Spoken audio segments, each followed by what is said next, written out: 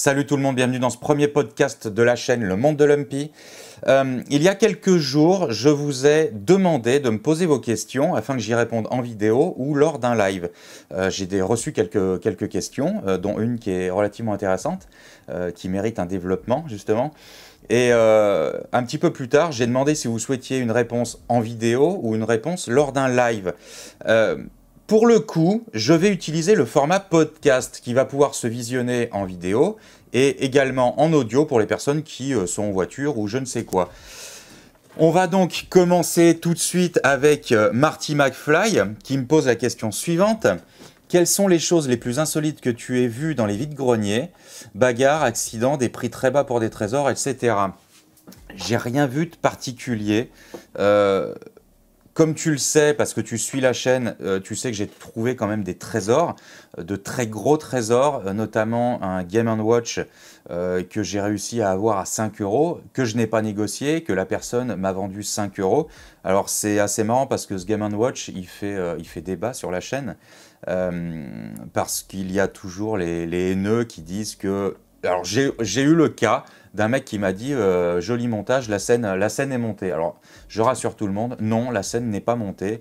Je capture la vidéo d'une traite et en fait c'est pas un coup de montage, c'est pas un coup de marketing pour faire du buzz sur la vidéo. J'ai bien eu le Game & Watch à 5 €.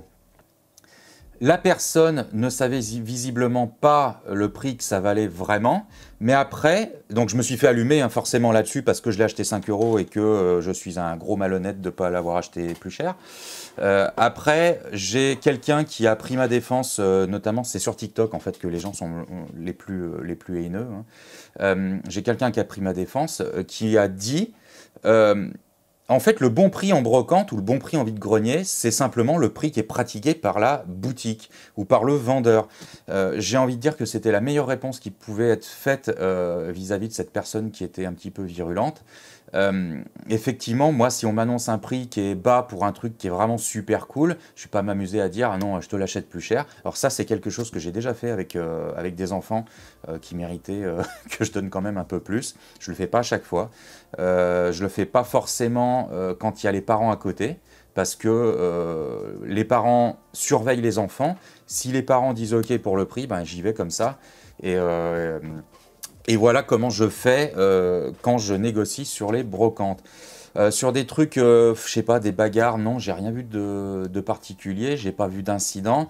J'ai vu pas mal de professionnels, alors ça c'est un truc de dingue, hein, des professionnels brocanteurs qui se prenaient la tête entre eux parce que souvent ils se rachètent les trucs les uns aux autres. Récemment, j'étais dans le sud, j'entendais un brocanteur négocier avec un autre professionnel en disant voilà, j'ai tel truc, j'ai des bagues avec de l'argent. Il y a pour tant d'argent, il y avait pour 130 ou 140 balles d'argent dedans. Il disait à l'autre brocanteur écoute, tu me fais ton prix. Donc je pense qu'il attendait bien au moins 200 balles de la chose. Donc voilà, ça c'est les anecdotes que je pourrais avoir. Qu'est-ce que j'ai pu voir comme trésor? Je pense que j'ai un œil pas assez affûté pour trouver vraiment des trésors. Alors j'ai eu des coups, hein, j'ai récupéré un vaisseau Captain Power que j'ai eu, je crois, 12 € de mémoire, ça commence à dater un petit peu. Là, je viens de trouver récemment, dans l'été, un vaisseau où il manque des pièces, hein. Un vaisseau G.I. Joe que j'ai eu à 1 € en vide-grenier. C'est pas forcément de l'ultra trésor, c'est pas forcément non plus des trucs que je collectionne vraiment. Donc ça, c'est des trucs qui sont revendus pour en gros me payer l'essence parce que je roule beaucoup et j'en tire pas non plus des 100 et des 1000.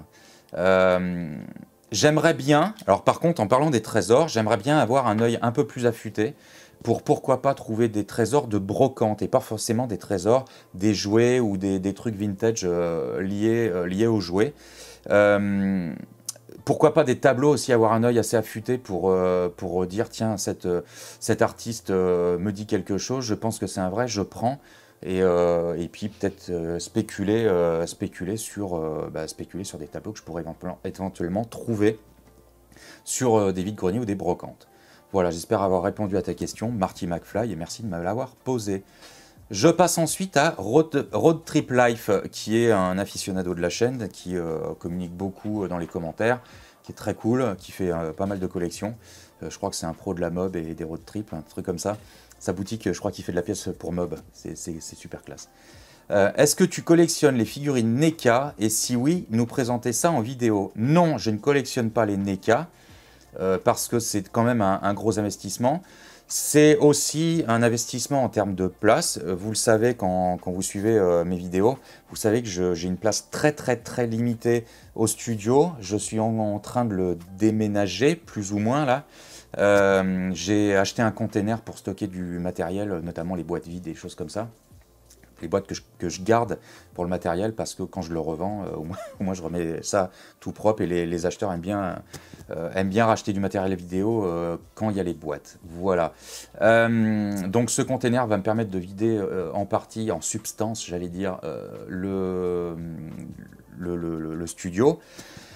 Le studio, j'ai, on va dire, à peu près 30 mètres carrés. C'est 30 mètres carrés divisé en deux parce que j'ai une partie atelier peinture.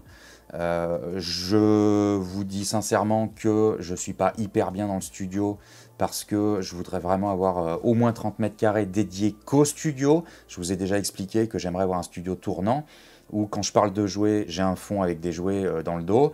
Quand je parle de tech, un fond un peu plus sobre. Quand je parle d'autre chose, un autre fond, notamment les jeux vidéo, pourquoi pas faire du live, avoir un fond avec de la déco jeux vidéo. Donc j'aimerais avoir un plateau tournant, au moins 3 plateaux. Un plateau jouets, collection, brocante, un plateau jeux vidéo, gaming, les news jeux vidéo, les trucs comme ça, et un plateau neutre qui pourrait faire aussi bien de la présentation de matos, donc des reviews, de la tech, que des trucs plus neutres, parce que j'ai aussi, je suis en train de lancer tout doucement une chaîne de développement personnel sur TikTok, et j'ai besoin d'un fond assez neutre pour ça, voilà. En figurine résine, en NECA, c'est pas forcément de la résine, hein. En figurine résine, j'ai juste une figurine qui est donc l'alien reptilien du film X-Files que j'ai acheté il y a quand même maintenant de ça au moins une vingtaine d'années, hein, 15 ou 20 ans, 17 ans, 18 ans je pense. Elle est planquée sur mes étagères. Il n'a pas bougé, c'était une série limitée à 2500 exemplaires. Si vous voulez que je vous la montre, je pourrais vous la montrer lors d'une vidéo ou lors d'un live, ça sera peut-être plus simple, plus convivial on va dire. Et non, c'est à peu près tout ce que je collectionne. J'ai pas de collection prédéfinie, c'est-à-dire que si je trouve un truc cool, je vais le prendre parce qu'il me plaît et qu'il a un design qui me parle, mais je ne vais pas collectionner tout d'un même truc. J'aurais souhaité collectionner toutes les figurines de dinosaures qui sortent à 300, 400, 500 balles jusqu'à 1000 €. Mais alors, déjà, le budget à claquer dedans, je ne vous raconte même pas.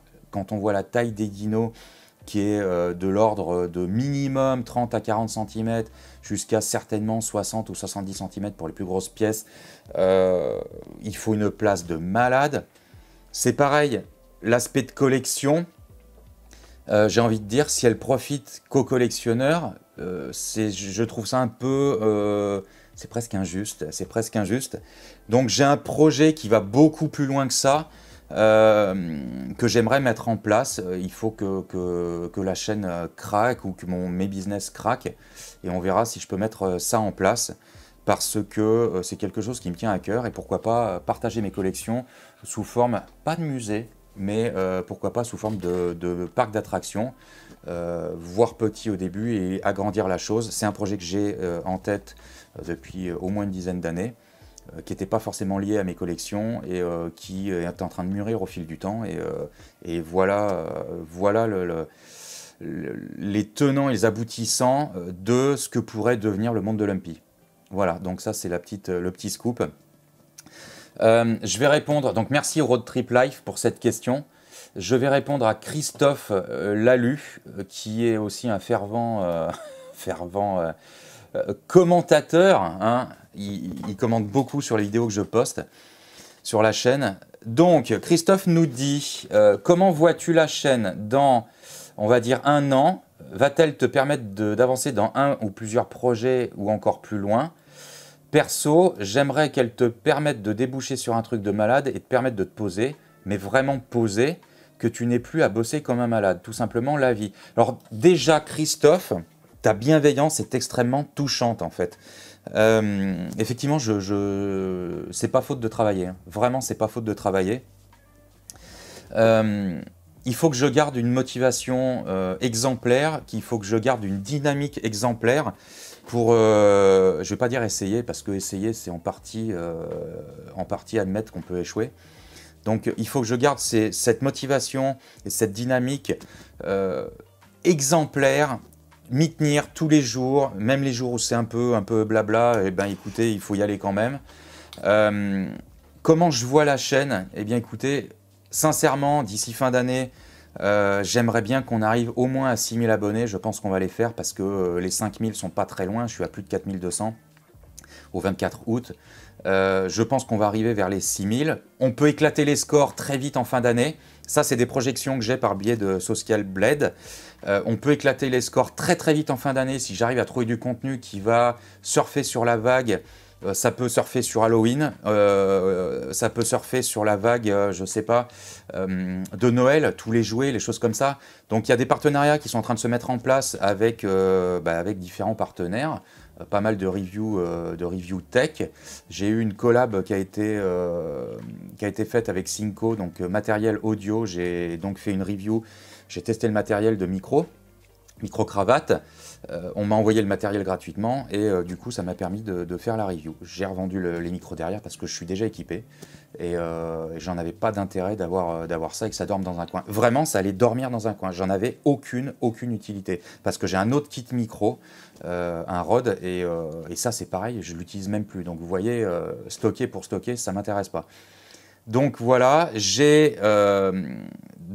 j'avais envie aussi de pourquoi pas tester d'autres matos et je voulais un autoradio dans ma bagnole, un nouvel autoradio sous Android. Et j'ai contacté une marque et en fait qui a répondu favorablement à mon appel.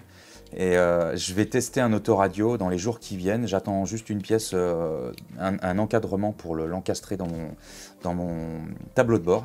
Donc ça, c'est aussi une autre collab. C'est vraiment génial que les marques commencent à répondre favorablement à ce que je demande en collab. Pour l'instant, ça ne me rapporte rien à part le matériel.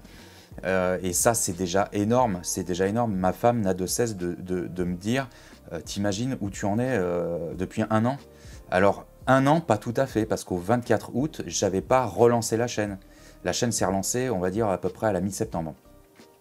Mi-septembre, fin septembre, il y a un an. Donc, ça permet de faire aussi le bilan. Cette question me permet aussi de faire le bilan de la chose. J'ai fait plus de 700 000 vues depuis la reprise de la chaîne. C'est quelque chose qui est énorme. Depuis la naissance de ma chaîne en 2016, je vais arriver au million de vues, en fait, très certainement courant septembre, hein, tout simplement, parce que je crois que je suis à 900 000 vues là, donc on va y être très très vite. Sur mes projets un peu plus lointains, donc j'ai répondu à ça juste avant, donc projet très lointain, pourquoi pas un parc d'attractions. Il y a ça, j'ai des projets, sincèrement, je pense que vous me connaissez suffisamment maintenant. Vous savez que j'ai les dents, vous savez que j'ai vraiment envie en fait, j'ai vraiment envie d'éclater les scores, tout simplement. Donc là, arriver à 6000 abonnés d'ici fin d'année, ce serait pas mal. Arriver à 20 000 en 2024, à la même période, je pense que c'est l'objectif qu'il faudrait que je me fixe. Et passer 20 000, on arrive vite à 50 000 et les 100 000, voilà. Donc voilà la projection. Ce qu'il faut savoir, c'est que YouTube, même avec un nombre d'abonnés assez élevé, c'est pas ce qui rapporte. Ce qui rapporte, c'est l'impact qu'a le nombre d'abonnés d'une chaîne pour demander des collabs. Donc après, les collabs, en plus de recevoir du matériel, les collabs, elles sont rémunérées. Donc ça, c'est l'objectif que j'ai. J'ai aussi un objectif de faire craquer ma boîte de maison container, de faire craquer peut-être ma boîte de prod. Mais en fait, ma boîte de prod, elle est, on va dire, plutôt en sommeil parce que tout mon temps est dédié principalement à faire péter le monde de Lumpy. Donc voilà comment je fonctionne. Et j'ai envie de dire, ça va être une réponse très basée sur le développement personnel. J'ai envie de dire, il faut focaliser sur des objectifs, un but qui motive suffisamment pour émettre en fait cette vibration qui va te motiver et dire Pierre, tu y es, là, t'y vas, là, ça y est, t'y vas. Mais pour les personnes qui sont déjà plus ou moins dans le développement personnel ou qui connaissent un peu les bases, les vraies bases, hein, par contre, parce qu'il y a beaucoup de pimpins sur le net, malheureusement. Au-delà du fait de focaliser sur ses objectifs, quels qu'ils soient, moi j'ai juste envie de réussir, j'ai juste envie d'être à l'aise au niveau de l'argent. Donc ça, s'occuper du comment on va y arriver, c'est presque anecdotique. C'est-à-dire qu'il faut avoir une focalisation, une vibration qui sont positives tout le temps. Il y a aussi une astuce, c'est de faire en sorte d'être déjà là où vous voulez être, d'être la personne que vous voulez devenir. Il faut en fait vibrer ça déjà en permanence. Et j'ai envie de dire que le comment n'est qu'une partie infime du processus. Vous avez en gros 99% de pensée, j'exagère, 99% de pensée et 1% d'effectif à mettre les mains dans le cambouis. C'est comme ça que ça marche. Je sais que la réponse va peut-être pas vous convenir, peut-être que vous ne connaissez pas ça, peut-être que vous ne voulez pas croire à ça. Et croyez-moi, jusqu'à ce que le Covid pète, où tout a été freiné, tout a été... il y a eu un reset en fait. Et je l'ai pris de plein fouet ce reset, où ma boîte de prod était en train de vraiment de grossir. J'étais très développement personnel, hein. J'avais la bonne méthode, ça marchait, j'avais briefé ma collègue à l'époque, ça fonctionnait. Donc on avait à nos deux énergies faisaient en sorte de faire péter la boîte, hein. J'avais une visibilité de plus de 8 000 € par mois à deux, sachant que c'est que de la prestation de service. Et c'était énorme. Et en fait, le Covid a pété, pouf, ça a tout débranché. J'en suis arrivé que toutes les prestats qui devaient se faire ont été annulées. Donc même quand on est branché développement personnel, pour faire face à ça, il faut avoir un cœur hyper solide. Et je m'en remets à peine, donc c'est pour vous dire, hein. Donc là, je suis en train de reprendre la bonne vibe. Ma femme est aussi sur la bonne vibe. Donc à nos deux énergies, je pense qu'on a suffisamment on va dire, suffisamment de rêves en commun pour aller capter des choses qui vont nous permettre de faire péter ce qu'on a envie de faire péter. Donc là, Christophe, ça peut être la chaîne YouTube que je suis en train en gros de propulser. Mais il peut y avoir des choses qui vont arriver que je vois pas encore ou que je soupçonne pas encore. Ça peut peut-être être ma peinture qui peut péter du jour au lendemain. Et j'ai même envie de pousser la chose plus loin. Ça peut être tout qui peut péter comme ça, du jour au lendemain. Et c'est tout ce qui fait l'excitation du processus. En fait, il faut être constamment excité par ce qu'on fait, sinon on n'arrive à rien. Alors moi, je vais juste vous recommander d'être excité en permanence dans la vie, d'aller faire du sport, de vous oxygéner. Je sais que ça ne va pas répondre à ta question, Christophe, mais j'arrive à me projeter sur ce que je veux. Je vais être très vulgaire, j'ai envie de péter dans le luxe. Voilà, j'ai envie de ne pas me soucier de s'il faut prendre quelqu'un pour amuser les enfants en plus de nous, ou si j'ai envie de partir en vacances avec ma femme, d'emmener les enfants, de ne pas compter. J'ai envie de dire, je me fous de comment ça va arriver. Il faut que ça arrive. Voilà, ma motivation, elle est là. Donc la chaîne va évoluer. Elle va évoluer dans le sens où je vais certainement, à terme, certainement, hein, très certainement, donc je vous le dis, je préviens d'avance, hein, je vous l'ai déjà plus ou moins dit, arrêter les brocantes, ou vraiment très réduire ce que je fais en brocante, et faire des choses un peu plus intéressantes pour moi, certainement aussi multiplier les collabs, et je pense que ça c'est un filon, à mettre en place, parce que c'est beaucoup plus intéressant pour moi. Et je continuerai de faire du jouet. J'espère trouver de la collab pour des marques de jouets. J'espère, voilà, j'ai contacté Mattel. Il n'y a pas de réponse pour le moment. Le jour où ma chaîne elle aura suffisamment d'abonnés, peut-être qu'ils viendront directement à moi, ou peut-être que j'aurai d'autres marques qui viendront à moi. Voilà. J'espère avoir répondu à ta question, et je te remercie encore de ta bienveillance, Christophe. On aura l'occasion peut-être d'échanger. Donc voilà. Eh bien écoutez, pour ce premier podcast, j'espère que les réponses aux questions vous auront plu. Si vous avez d'autres questions, on pourra faire une autre session réponse, une fac foire aux questions. En attendant, je vous dis à très bientôt sur le monde de Lumpy pour de nouvelles aventures, et portez-vous bien, et la bise à toutes et tous. Tchuss.